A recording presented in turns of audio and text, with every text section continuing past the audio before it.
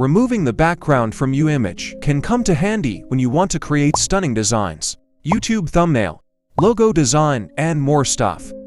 In this video, I'm gonna show you how to remove background from your photos in seconds.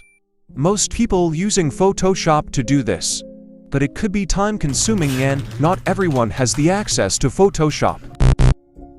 So I'm going to show you this alternative called Vidnoz, which has many powerful AI tools that can achieve professional-looking result without the need of complicated software.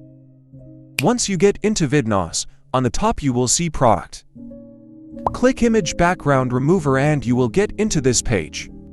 I'll upload a game character photo for my thumbnail design.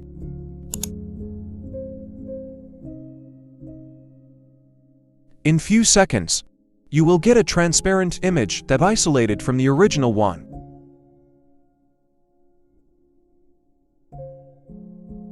Once it's done, you will see to download options here. Download image or download high-quality image. I want my thumbnail to be more clear, so I choose the second option. Let's see how it works out. With these transparent images, you can create some captivating thumbnails like this.